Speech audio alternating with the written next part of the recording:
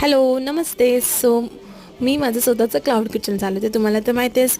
तर आज आहे day 7 of my cloud kitchen आणि तुम्ही बघू शकता की मला परत नेहमीप्रमाणेच मोमोचीच ऑर्डर आहे, तर मी त्याची प्रिपरेशन करते फटाफट. आज माझी मम्मी पण उठली, अदरवाईज मी तिला 1 किंवा 2 ऑर्डर असल्यावरती मी तिला उठवत नाही. बट आज ती स्वतःहून उठले, मला बोलली की नाही म्हणून मी उठते, कारण कंटिन्यू भांड्यांचा आवाज असल्यामुळे घरात कोणच उठणार नाही, सगळेच उठतील ऑफकोर्स. सो ती पण मला हेल्प करण्यासाठी उठली. एका साईडवरती मी फटाफट चटणी तयार करून घेतली आणि ऑफकोर्स दुसऱ्या गॅसवरती मी फटाफट मोमोज तयार करून घेतले. गॅस क्लीन करून घेतला. त्यात रोज मोमोजचे एवढ्या काय ऑर्डर येत नाही, पण डेफिनेटली न्यू क्लाउड किचन आहे आणि ऑफकोर्स क्लाउड किचन असल्यामुळे मार्केटिंग आणि ॲडव्हर्टाइजमेंट मला करायला जमत नाही, पण मी माझ्या व्हॉट्सअप थ्रू, इन्स्टा थ्रू ह्या सगळ्या गोष्टी प्रोव्हाइड करते. हळूहळू शिकेल.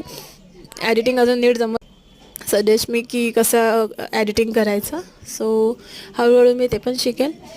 मला थोडं ऑर्डर देण्यासाठी लेट होतं आहे, बट डेफिनेटली मी आता ऑर्डर पण टाईम टू टाईम तयार करायला शिकते.